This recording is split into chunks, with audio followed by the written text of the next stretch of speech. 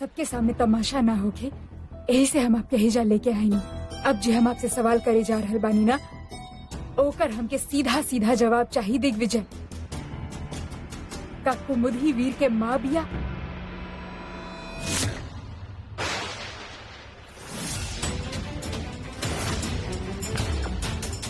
हमके सच सच जवाब चाहिए दिग्विजय।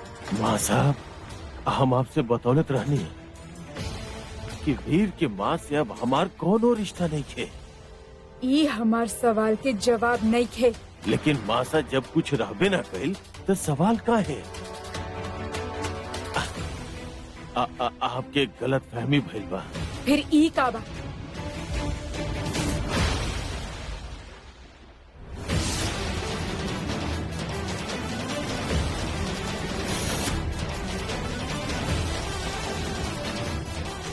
अभी भी हमके धोखा में रखबा। बोला दिग्विजय की सच का बा? हक बनेला हमार। जवाब दी। का कुमुदही वीर के माँ बिया?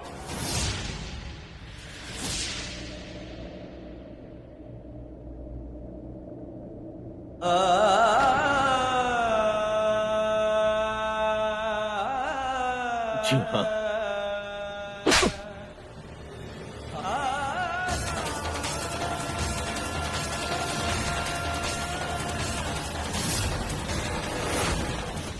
खायल पियल केकर, ई अमीर यार केकर। केहू एक बार खातिर भी बोलस कि ई हालत में काम करे के का जरूरत बा? दर्द ना हो रहा है, लेकिन ई मालिकन के आपन ऐश से फुर्सत मिले तब ना। हमने नौकर जिए या मरे, इनके कौनो फर्क ना पड़ेगा। कुतुब मीनार जैसा लंबा हील वाला चप्पल कहाँ रख देनी हम? अरे चंपा दीदी, आप ये सब काम काहे करतानी? जरा हाथ के आराम दीजिए, वरना मामला और भी लंबा हो जाये ना। एक हाथ से जितना काम होके उतना करब, ऐसन रानी सा कहले बानी।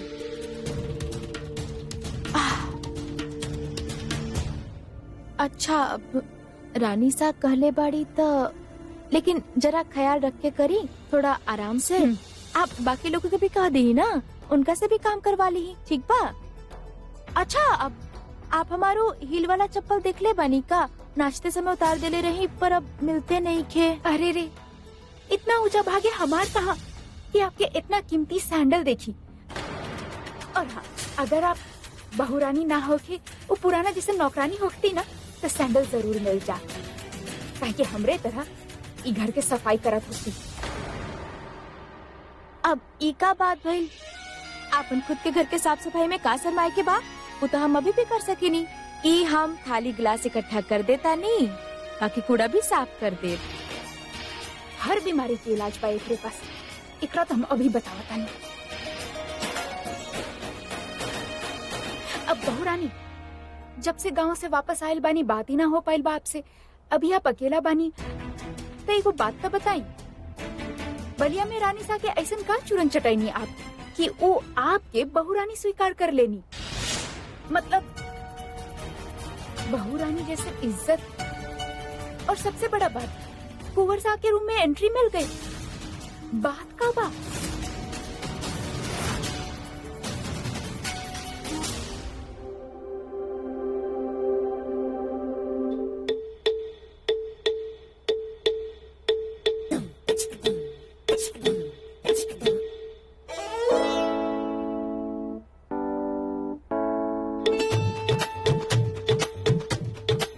पगलागल बनी का ऐसे का देख रहल बानी?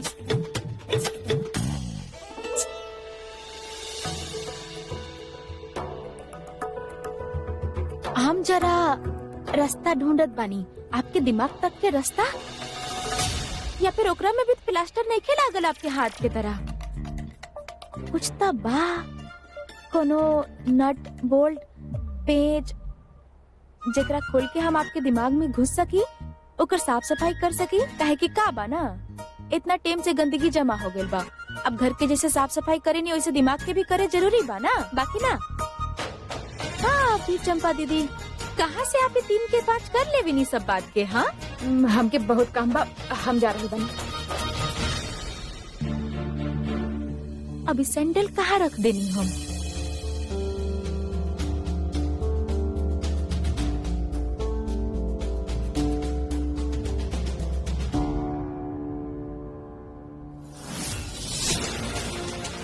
जौन दर्जा पे तू अभी पढ़ल बाड़ू उहे तो हर जगह बा, हमरा से बहुत नीचे।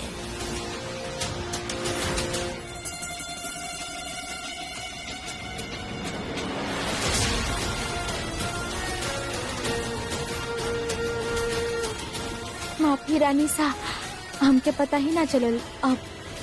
आपका बहनी सवाल पूछे के आपके पुराना आदत जा ही ना रहल। हम पूछ सकेनी कि आप यहाँ पे का करत आनी?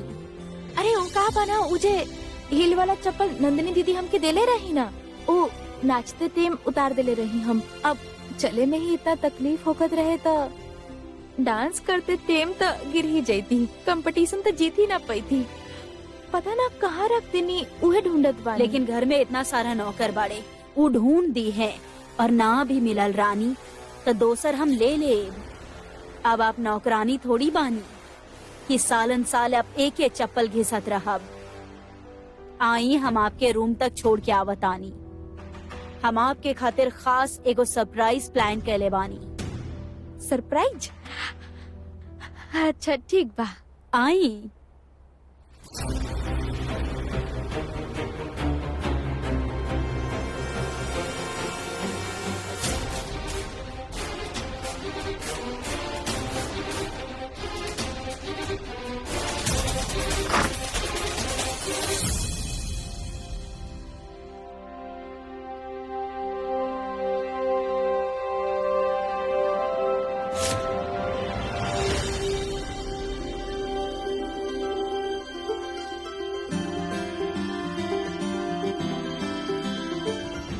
ये सब का है रानी सा?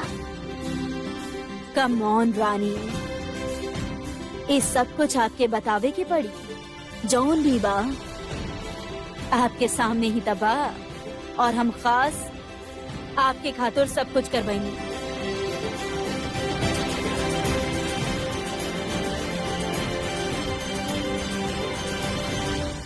आपके पसंद आयल?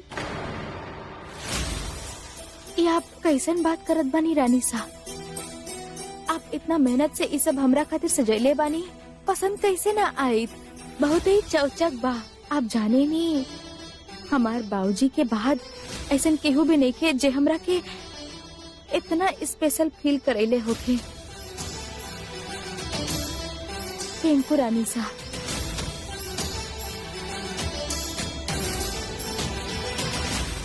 हे भगवान, अगर वो तस्वीर न मिलल तो बहुत दिक्कत हो जाए। का हुकुम से का जवाब देब हम? अगर वो राज बाहर आ गए तो सब कुछ बर्बाद हो जाए।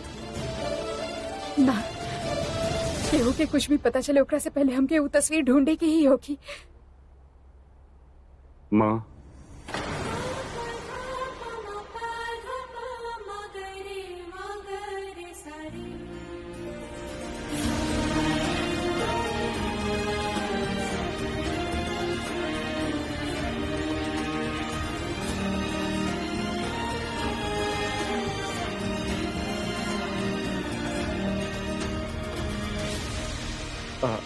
आई मीन रानी साहब कितना खुश रही है ना आज। उनका चेहरा से मुस्कुराहट हटत ना रहा। पापा के वैलेंटाइन गिफ्ट भी एक्सेप्ट कर ले ली। वो रानी के अपना के हमरे ऊपर बहुत बड़ा एहसान के लिए रानी साहब। हमके ये भी नहीं पता कि हम सब आपके काहे बताओ तनी। शायद ये खातिर कि आज पहली बार दिल से खुश भइल बानी। हमको मुद ऐसा चीज करे लगल बानी जैसे आज तक हम सोचल ना रानी। देखी ना, आपके पास चलिए नहीं, हम अपन खुशी बांटे खातिर। वो शायद ऐसे कि आप जानता नहीं, हमके बचपन से ख्याल रख ले बानी हमारा।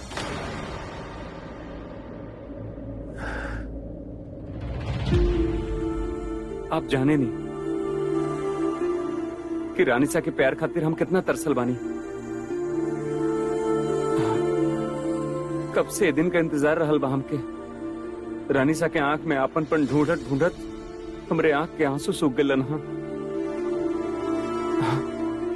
पर आज देखी ना, आज ही भरी है ना, आज के बह देता नहीं कुमुद। खुशी के आंसू बन के लोग बह देता नहीं हम। कहे कि आज के दिन शायद हमारे लाइफ का सबसे स्पेशल दिन है। कभी ना भूलब हम ये दिन। आज के दिन आप हमरे खातिर इतना खास बना देले बानी ना कि हम भुलाए नहीं भूलब।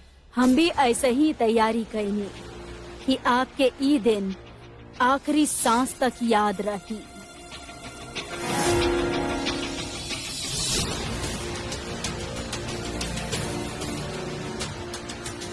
अब सारा ध्यान यही में लगा दे हब त अगला सरप्राइज जे हम प्रिपेयर कैले बानी ओमे मजा कैसे आई।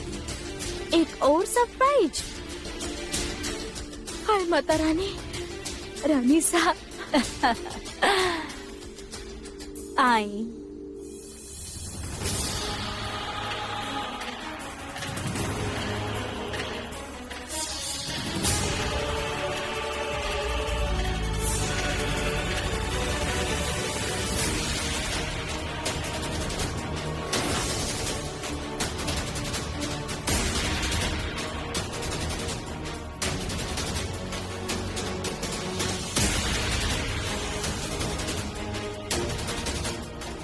कितना खुश लग रहल बड़ा ना तू दोनों। एगो अजीब सा सुकून बा चेहरा पे।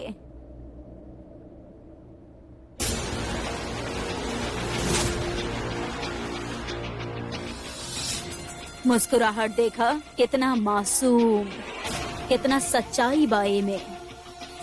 देखा कैसे खुल के हंस रहल बा, जैसे कि दुनिया में जौन भी चाहिए वो सब कुछ हासिल हो गइल बा। कौनो फिकर ना, कौनो चिंता ना।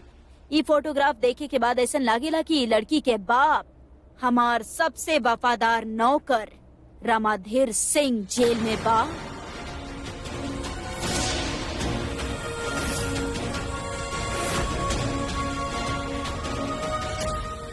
नो सीरियसली, ये फोटोग्राफ देखे के बाद ऐसा लग रहल बा जौन तरह ये लड़की झूम के नाच रहल बाड़ी ओकर बाप जेल में आपन जिंदगी के आखिरी दिन गिन रहल बा।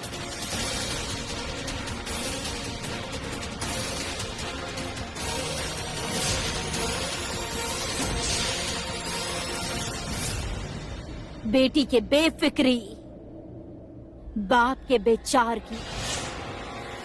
जौन इंसान के साथ तू एक छत के नीचे रहे ना चाहत रहलू, जे तोहार बाप के गुनेगार बा। वो रात आप ही कैले रही ना एक्सीडेंट। हाँ, उनके हैसियत वाला इंसान घर में रहे, सड़क पे रहे, चाहे कोनो जेल में, केहू के कोनो फर्क ना पड़ेला। आज वही इंसान के साथ ओकर कमरा में, ओकर जिंदगी में ऐसे घुल मिल रहल बारू जैसे कि पहले कुछ भइल ही ना होके। सुहाग रात के सेज सजल बा। ये फोटोग्राफ्स देखे के बाद ऐसा लागता कि ई लड़की के बाप जेल में सड़ रहल बा।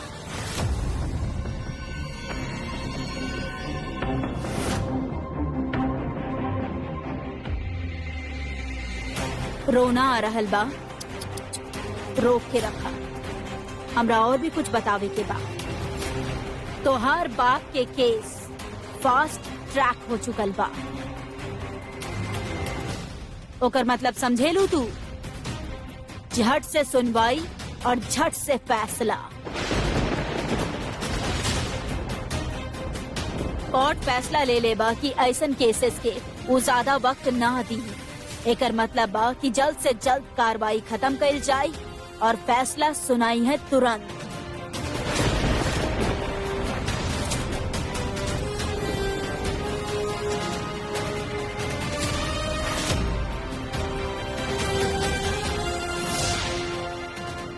अब फैसला का हो कि वो तो हम ना जाने, लेकिन इतना तो हम जरूर कह सकी कि जौन वकील तोहर बाप के छुड़वावे के कसम खाइल रहे, वो खुद केस छोड़ के भाग गई।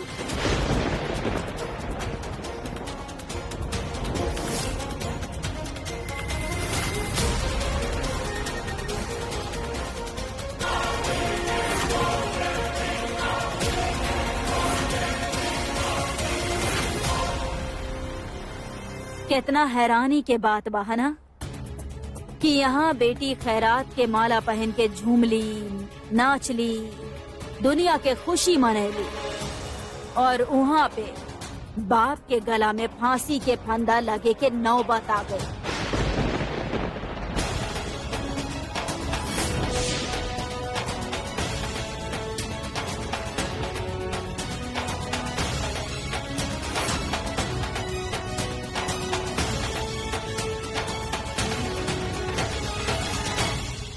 नौकरानी से बहू रानी बन गईलू और हम तारा के अपना भी लेहनी। इतना भद्दा मजाक तू सच में मान ले लू? ता आज हम भी तय कर ले बानी कि हम भी सबके साथ तहरा के रजावत परिवार के बहू रानी मानतानी। आज के बाद बहू रानी नीचे सर्वेंट क्वार्टर में ना रहे, वीर के कमरा में रहे। यह तो हर सबसे बड़ा गलती रहे। तू बाड़ू के जे हमार बराबरी में बैठबू।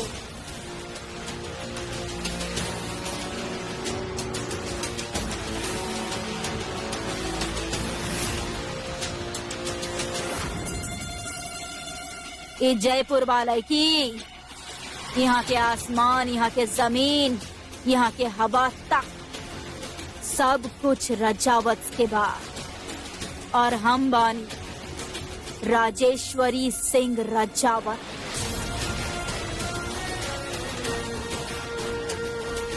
और तू हमार जगह लेवे के सोचत रहलू।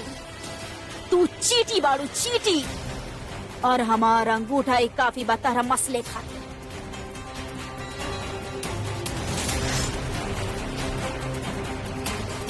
तू अपन बाप के वापस ले जाए आयल रहलू ना? ऐलान कैले रहलू ना हमरा सामने? त अगर तो हर बस में बा त लगा दा अपन गणित और बचा ला अपन बाप के।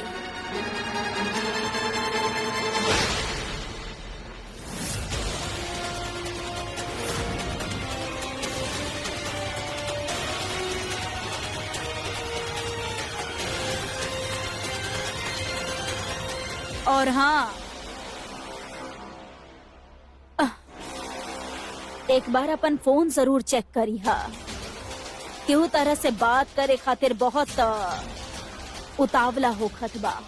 हो सकेला जरूरी होखे, चेक कर लो। ऑल द बेस्ट।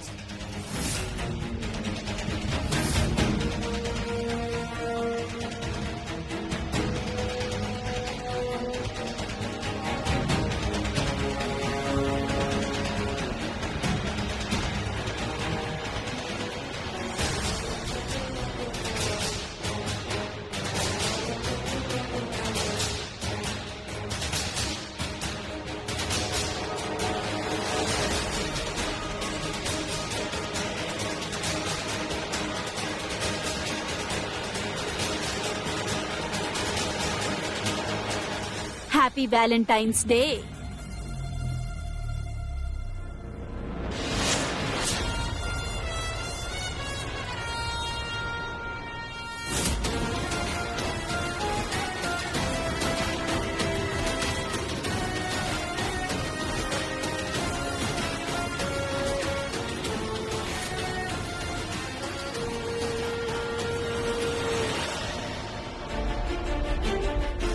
ई फोटोग्राफ्स देखे के बाद ऐसा लगा था जौन तरह ई लड़की झूम के नाच रहल बाड़ी कि ओकर बाप जेल में अपन जिंदगी के आखिरी दिन गिन रहल बा और जेकरा फांसी के फंदा लगे के नौबत आ गइल बा। तो अपन बाप के वापस ले जाए आयल रहलू ना? त अगर तो हर बस में बा त लगा दा अपन गणित और बचा ला अपन बाप के। तू और रजावत खानदान के बहू रानी माई फुट।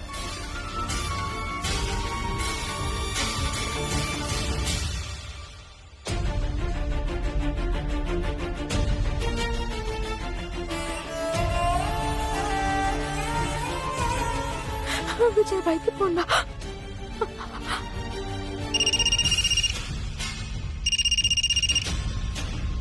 हेलो हेलो विजय भाई। रानी कहाँ बड़ू तू? कितना फोन करनी हम? सुनी, बाबूजी ठीक पड़े ना? सब ठीक बा ना?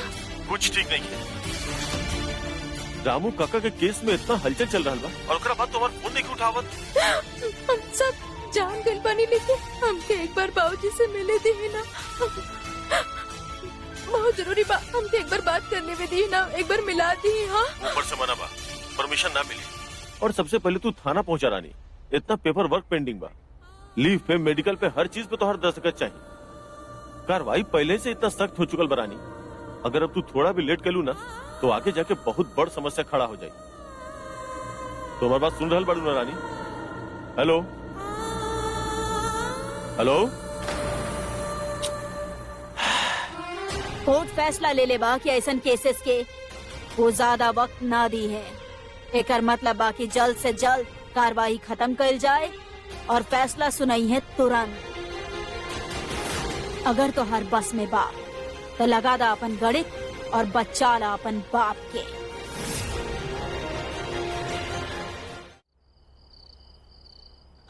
हेलो हेलो विजय भाई, बाबूजी ठीक बाड़े ना? सब ठीक बा ना?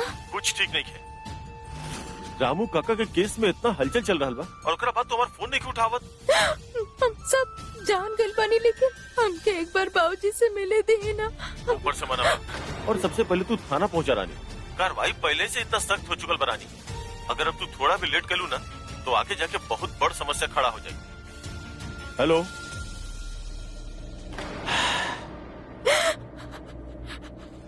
जौन वकील तो हर बाप के छुड़वावे के कसम खाइल रहे, वो खुद केस छोड़ के भाग गइल बा। वकील साहब के फोन करत हनी।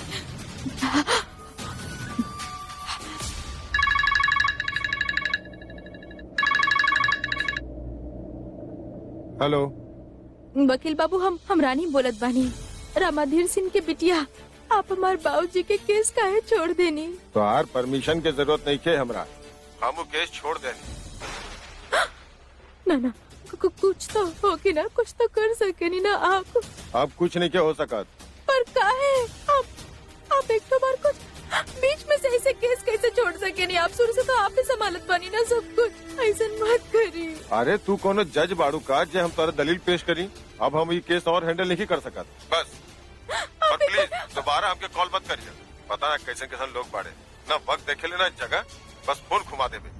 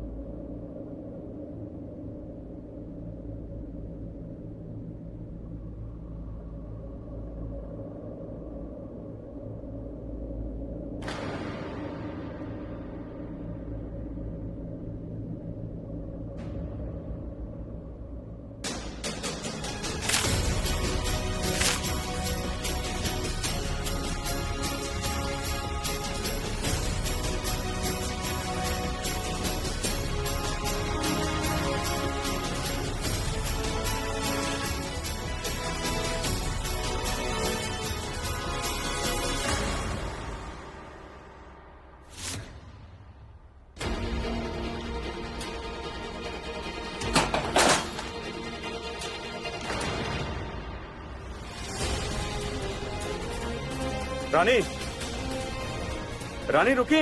रानी क्या करता नहीं आप? रुकी। रानी काहे तहस नहस करता नहीं सब कुछ? रानी स्टॉप। रानी क्या भइल बा बताई, कुछ बोला। रानी, रानी स्टॉप। सुनिए हमारी बात, क्या भइल बा? कुछ बोला आप? हम भी ऐसे ही तैयारी कैनी कि आपके ई दिन आखिरी सांस तक याद रहे।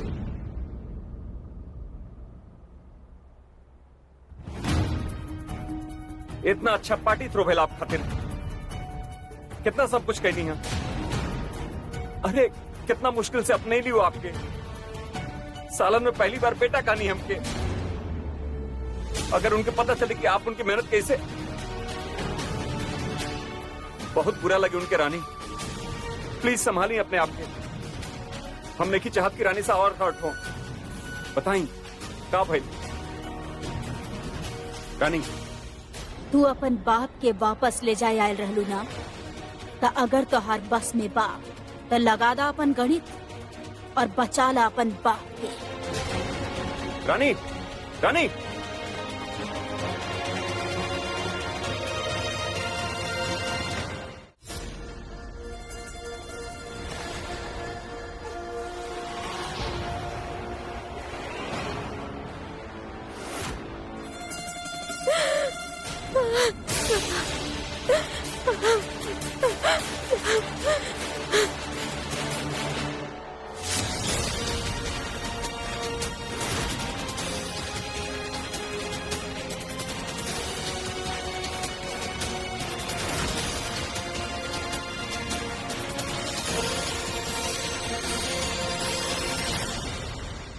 शतरंज के खेल में महल के सिंहासन पे और रजावत परिवार के आंगन में एक रानी रहे, एक रानी बा और एक रानी रही। रानी सा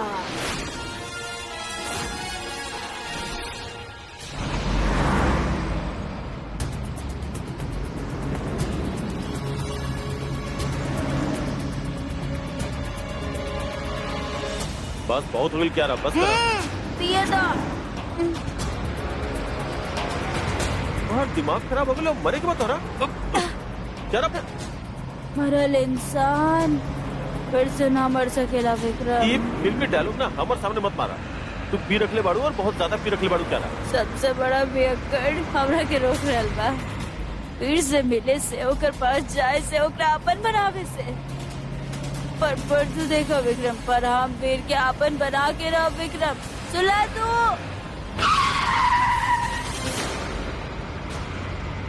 बहुत हो गई तोहार। विक्रम और बोतल दा। विक्रम विक्रम का विक्रम और डाल दो विक्रम। तुम्हारी बकवास बात ना हम होश में नहीं सुन सकते।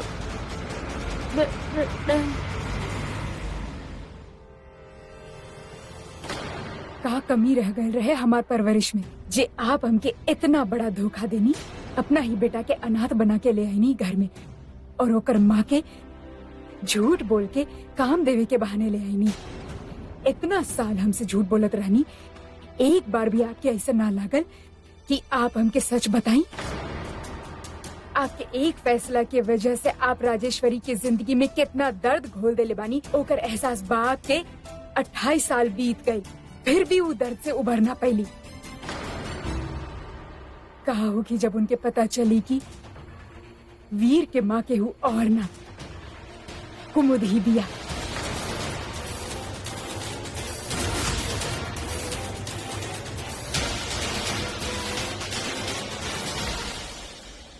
आपके चुप्पी के वजह से आज हमके दिन देखे के पड़ रहा बा, लेकिन अब ना, अभी चुप्पी के तोड़े के वक्त आ गई बा। हमके राजेश्वरी के सच बताई के ही पड़ी। सच जाने के अधिकार बा उनके। अब ई राज राज ना रही।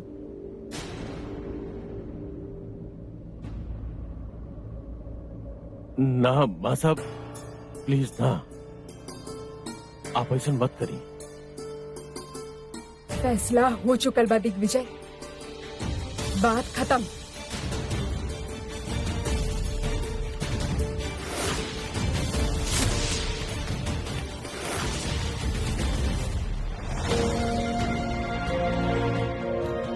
सर जी हमार नाम रानी बा। हमार बाबूजी बड़े ना उनका से मिल चाहत बानी एक बार। साहब से बात करा। साहब से। सर जी हमार बाबूजी बड़े ना रामाधीर से एक बार उनका से मिलल चाहता नहीं बस। ए छोरी, ये जेल है तार घर ना है कि जब चाहे मिल लेनी। देखा अब रात हो गई बा, अब टाइम नहीं के मिले के। तू एक काम कर, कल आइए ठीक बा? नहीं देखिए, कल तो बहुत ही देर हो जाए। बस 2 मिनट खातिर मिलल चाहता नहीं। वो कबा ना उन्हें दोस्त बाढ़े, वो कुछ नहीं खन कहले। बस एक बार उनका से बात कर चाहत बानी। आपसे हाथ जोड़ के विनती करता नहीं, प्लीज। तारा समझ में नहीं खावत का? अरे नियम कानून भी कुछ चीज होला। मैडम आप जाइए जैसे, वरना केहू के बोल के आपके बाहर निकलवाए के पड़ी है जैसे। जब तक अपन बाबूजी से मिलना लेनी ना, यह खड़ा रहब हम, कहीं ना चाहिए। तुम्हारी हिम्मत कैसे भइल हमरा के यहाँ ले आवे के? हाँ चे चे चे चे तोहर बकवास कब खत्म ना होके लगा। Listen to me listen to me. Ram और सीता के बीच में सुप न खा नहीं के आ सका। हम हाँ, अगर गलती से बाई चांस आ भी गए ना तो लक्ष्मण के मजबूरन ओकर नाक काटे के पड़ी। व्हाट के कहे? ज्यादा नॉट इम्पोर्टेंट। मेन पॉइंट क्या बा? तू और ब्रो कबो भी एक नयका हो सका। हमू देखा ताने की हमर वीर एक गाय ना हो सके नहीं। हम ना वीर के त्योहार नाक के नीचे से लेके जाए और तरह के पता भी न चली। ये हम होके न दे। क्या कर ले तू? हाँ, कैसे रोक हम रखे? हम ना बार बार लगातार आए जब तक वीर हमार न हो जाला।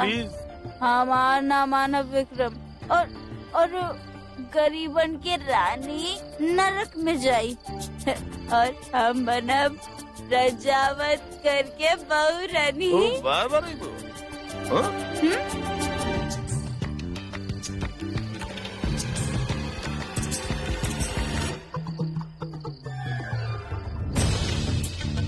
छोड़ा तो बार बराबर ओकरा से पहले हम तो हर किस्सा ही खत्म कर दे।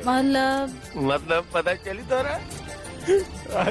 अरे विक्रम कहाँ लेके जा रहे भाई? सुनिए, आप एक बार हमके अपन बाबूजी से मिले के बाद ज्यादा टाइम ना ले, प्लीज हमके मिली दी ही ना, प्लीज। ए छोरी, तू अभी एजा बाड़ू? सर जी निकला एजा से, वरना साहब से कंप्लेन करके तहरों के अंदर कर दे।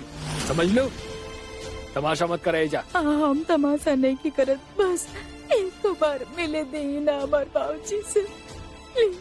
तार किस्मत अच्छा बाकी एजा लेडी कांस्टेबल नहीं खे, वरना तारा के धक्का मार के बाहर निकलती। अरे नहीं समझा हम, कब से हाथ जोड़ के इज्जत से आपको विनती करत बनियो, हमारे बाबूजी से एक बार मिला दी। अब समझत काहे नहीं की केहू के ना सुनब हम, ये खड़ा रहा बिना बिना। खड़ा रहा है एजा। सर जी सुनी, देखी बहुत ही जरूरी बा बाबूजी से मिलल, आप समझे की कोशिश करी ना। रानी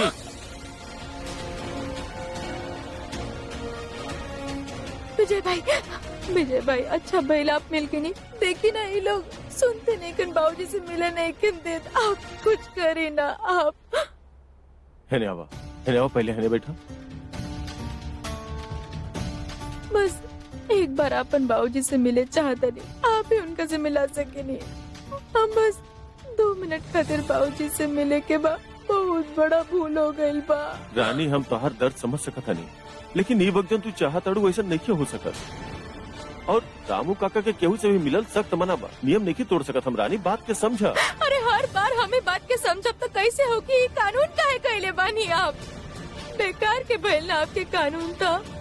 इतना दिन से एक निर्दोष आदमी जेल में बंद पड़ल बा, वो गुनाह के सजा देत बानी जे वो कहले ही नहीं के। देखिए बस 2 मिनट मांगतानी आपसे, केहू के पता ना चली। मान जाई ना विजय बाबू, बाबूजी से मिले दी ना हमके, प्लीज। हम कार्रवाई करे मगर ये छोरी जैसा ना गलता। अरे पूरा जेल में उदम मचा रख ले भी आई। लेके जाए के रखे, वरना का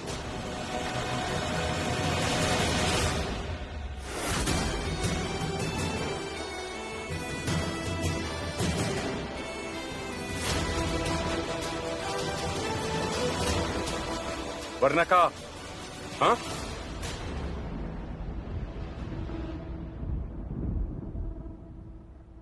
रानी का हो गया आपके? ऐसे घर छोड़ के चल गई नहीं आप बिना बतौले? अगर आपके यहाँ आवे के ही रहे, रामू काका से मिले के ही रहे तो हमसे एक बार बोल के देखती, हम खुद लेके आती आपके। रानी अगर आप हमके प्रॉब्लम ना बताई तो सोल्यूशन कैसे मिली? विजय का होता? कुंवर साहब अभी इनका घर ले जाए, रात काफी हो चुकल बा। वैसे भी रामू काका के केहू से मिलल सख्त मना बा। हम कहीं ना जाए, हम अपन बाबूजी से मिले बिना यहाँ से ना जाए बस। रानी सुने नहीं ना आप, कल सुबह हमनी वापस आवल जाएंगे। अभी ये वक्त हमारे साथ चली प्लीज। कोनो फायदा ना बा यहाँ रुक लेके, प्लीज। देखब कल सुबह तक सब कुछ ठीक हो जाए रानी। कुछ तो ठीक ना हो कि डॉक्टर साहब, आपके जाए के बाद आप जाए, लेकिन हमारे बाबूजी से मिला बिना हम यहाँ से ना हिलब। रानी सुबह हम ऊपर बात करब, लेकिन ये वक्त कुछ नहीं हो सकत, समझा प्लीज। सुन गए नहीं आप, हमारे साथ चली प्लीज। हम बेवकूफ लगे नहीं का आपके, सब मिलके सुबह के लालीपाप हमके दिखाल जात पानी। हम कहानी ना कि हम बाबूजी से मिले बिना यहाँ से ना जाए, जेकरा जाए के बाबू जाए, लेकिन हम ये रहब, बाहर की तरफ एक तो कदम ना बढ़ाई। हमारी बात सुनी प्लीज, चलिए यहाँ से। हमार हाथ छोड़ी, हम ना जाए कहानी ना बाबूजी से। बाबूजी, रानी, बाबूजी, रानी, का हो गल बा आपके? पागल हो गल बनी आप? का भइल बा बताओ, देखिए एक के बाद करंट लगा के बैठल बनी आप, तमाशा बना के रखले बनी सबके सामने।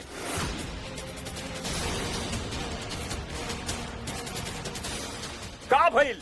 सुबह तक ना इंतजार कर सके नहीं आप? कहे कि हो सकेला कि कल सुबह तक बाबूजी जिंदा ही ना रहे डॉक्टर साहब।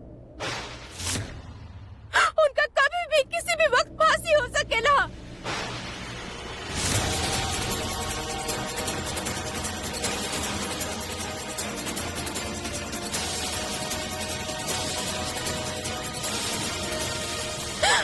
वो बुढ़बा वकील बीच में ही केस छोड़ के भाग गई बा। उनका केस फास्ट ट्रैक हो गई बा डॉक्टर साहब, कभी भी कुछ भी हो सकेला। बस एक बार उनका से मिलना चाहत बानी, एक बार देखा चाहत बानी कि वो सही सलामत बाड़े के ना, उनकर सांस चल रहल बा कि ना, कि क्यों जिंदा बाड़े की ना। कछु गलत करत बानी काम, कोनो गुनाह बकाई, कोनो गुनाह बका।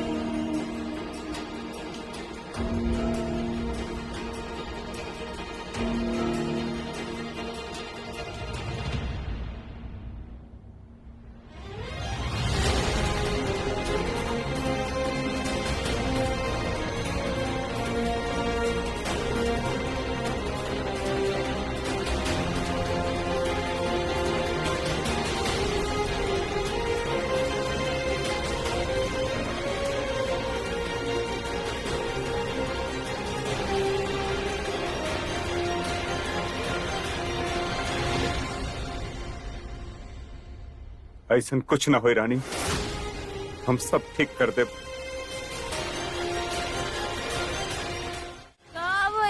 कहाँ लेके आल बड़ा यहाँ पे यार? अरे चुप हो जाए यार।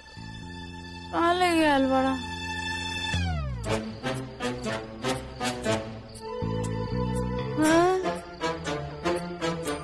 पंडित जी,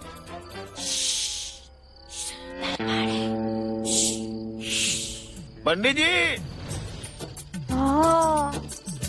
काहे भाई नींद से उठाओ तेरा, सामूहिक विवाह काल बा, जा बेटा काल आ जाइए करा दे। और विवाह? पंडित जी दक्षिणा लाइल बानी। का बोला? दक्षिणा के नाम सुनते बड़ा जल्दी उठ गए नहीं आप? अच्छा अच्छा, लेकिन पंडित जी विवाह कल नहीं के, आज बा, अभी के अभी बोनी करावेगा बाकी ना। ओम मंगलम भगवान विष्णु मंगलम करना तुझा मंगलम पुंडलीकाक्ष मंगलाय तनहरि। अब तैयारी करें। क्या रहा कहाँ जा रहा बड़ो? हमरा के नींद आ रहल बा विक्रम। हम तो और सपना के हकीकत बनावे वाला बानी, तू नींद के बात कर रहल बड़ो? कौन सपना? अरे रजावत फैमिली के बहू रानी बने के बाकी ना, बस वे बनावे वाला बानी, अभी के अभी। Goodbye. अच्छा बोल तो समझ गया। पंडित जी शादी शुरू करी। दूल्हा वीर, वीर। क्या रहा? हाँ तो यार दूल्हा इजे बा, खेने तू मंडप पे तो बैठा।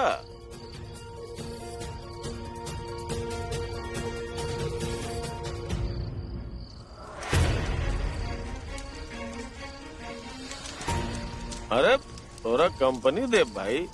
बैठो बैठो, आओ आओ। बर्थडे आज सच में हमारी शादी हो रहा था। अब हम रजात परिवार के बहू बन जाए तो लाइफ सेट बा। पहले सिट फिर सेट। ओके आओ बेटा। Coming coming. ऐसे हमने दोनों तो पहले से ही सेट बनी।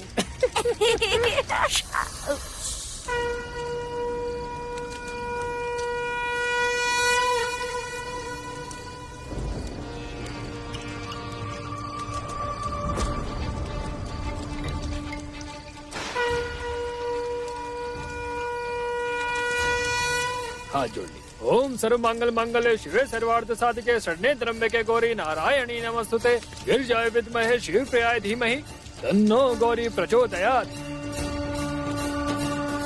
पुष्पम समर्पयामि। ये जो पुष्प चढ़ा दी।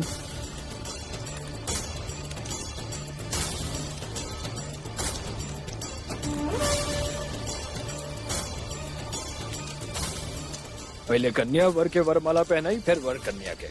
चलिए।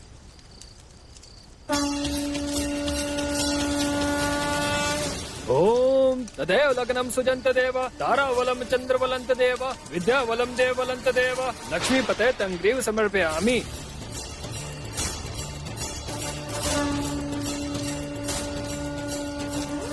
अब आप भी पहने। ओम सर्वमंगल मांगल्ये शिवे सर्वार्थ साधिके शरण्ये त्र्यंबके गौरी नारायणी नमस्तुते। अब आप दोनों स्थान ग्रहण करें।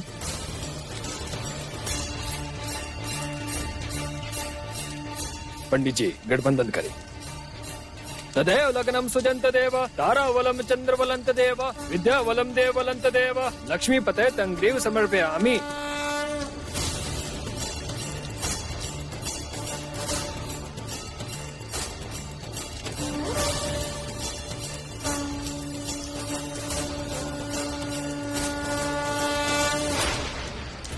अब इस अग्नि के साक्षी मान के एकरा इर्द गिर्द 7 फेरा का रस्म कल जाए। ओकरा बाद विवाह संपन्न हो जाए। और अब हम जयपुर के नया क्वीन। इजी टाइगर इजी है। अरे आज तो हर शादी के दिन बा, थोड़ा थोड़ा सरवाई के चाहिए। ऐसे ही नाइस।